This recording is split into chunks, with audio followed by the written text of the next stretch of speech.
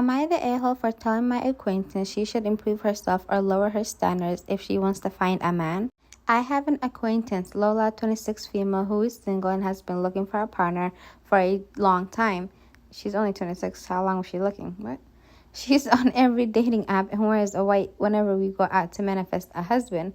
I don't choose to hang out with her alone. You'll see why. But she is friends with a couple of my friends, and so we hang out in groups a lot together. When we hang out, she constantly complains about her dating life. Even when we're talking about something completely different, she finds some way to make the conversation about her boy troubles. Though I avoid direct conversation with her about this and leave it to others to validate her, it has become abundantly clear why she cannot bag a man. Lola has a long list of demands, most of which she does not meet. She wants someone who's ambitious in his career and makes 6 figures. She works part-time and lives with her parents and doesn't seem to be in a hurry to move out. He needs to go to the gym regularly and take care of his body. Lola is overweight and hates exercise. He needs to play an instrument and be into music. Lola says she has never picked up an instrument in her life. He has to be over 6 foot. Lola is 5'2". Hey, I'm 5'2" too, so don't do too much. She complains that when we go out, no guys approach her, but I've seen plenty of guys ask her to dance, buy her a drink, etc., and she rejects all of them. I stay quiet when Lola goes on her long, frequent rants, but a few days ago, we were at brunch with some other friends, and she asked me specifically for advice. My fiancé, Jim, is tall, athletic, and ambitious, and musically gifted, and she wanted to know how I got him. I tried my best to explain to her nicely that people tend to choose partners who are similar to themselves. Jim and I go to the gym together every day. We both are very dedicated to our jobs, and we have a lot of similar hobbies and interests, so we have a lot to talk about. I told her that if she wants to find a man like that, she should consider applying herself more in her job, going to the gym, and picking up a hobby she wants her partner to have. Otherwise, she could either date a guy that is interested in her as she is, or be comfortable with being single. I thought I was being very polite, but this completely killed the mood. Lola got really upset and accused me of fat-shaming her, even though I never said anything about losing weight, just going to the gym because she wants her partner to go to the gym. One of my friends told me Lola is worthy and deserving of a great guy and doesn't need to change herself. I effectively ended the brunch with what I thought was helpful advice. Afterwards, I got some texts from friends demanding I apologize to Lola, but others supporting me and telling me that I was right and Lola was way too sensitive. I was trying to help, but would it have been better if I just lied? Was that an inappropriate thing to say in that setting? Was I an asshole? Was it an a-hole move for me to give that advice? Honestly, she didn't really say anything. When I read the title, I thought she was going to be like very rude and disrespectful. But honestly, if you want someone to have certain characteristic traits, you should have similar, because people do say opposite attract. But when you're in a relationship, you want something to talk about, you know? I don't know. And this is not because she's fat or anything, or because she doesn't have the best job, or because I'm just saying, like, there are girls who do not have not a lick of sense, not a single penny to their name, and they get rich men. But that's because they're either skinny or they're either pretty, and that's what, I don't know. I just feel like I don't know, y'all. What do you guys think? This just stressed me out. Am I the a-hole for ending my relationship after my girlfriend said no to marriage? I, 41 male, have been dating my ex-girlfriend, 39 female, for nearly 6 years. Our relationship was a good one. 4 years ago, I informed her family and friends I was going to propose to her while we were on a family vacation and received their blessing and well wishes. That night, I proposed. I tried to make the night as memorable and perfect as possible. I asked her after a nice dinner and surrounded by family, and she said no, not yet anyways. I was quite hurt, honestly, and went back to our room to think things out and not overreact. A few hours later, she came to the room and asked me what was wrong and why I left the group. We had a fairly long conversation as to my feelings and her reason to deny my proposal. Turns out she didn't think I was ready for the commitment just yet. So I took her thoughts. Do people talk about stuff like this before they actually propose? I'm so confused. Anyways, so I took her thoughts to heart and informed her I understand her reasoning. However, I was raised in a way where you take a no for a no, not a maybe next time. She asked me to just wait a bit longer until we are in a stable place, and I agreed. 8 to 10 months later, she started dropping hints that she was ready to be married. I can't wait for our wedding. Our wedding is going to be spectacular. I'm so looking forward to my dad walking me down the aisle, etc.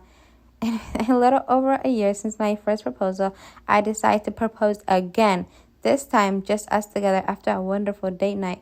When I opened the ring box, she got really quiet and once again said, "No, not yet, maybe a little more down the line." Huh?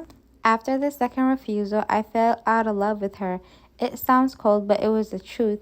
When we got back home, I slept in our guest bedroom and spent the rest of the night thinking of our relationship. The next morning, she asked me why I didn't sleep with her in our bedroom, and I told her the truth. I informed her that I think we need to end the relationship. I informed her that I take marriage very seriously, and I do not want to be led on, and this time, this no was the final no on the subject.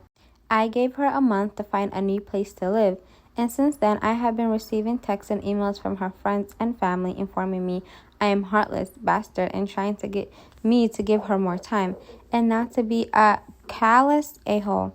My friends have my back on this and understand why I ended the relationship. Am I the a-hole? And then he says, edit, I have the time mixed up in reverse. I proposed after 4 years the first time. I apologize for the confusion.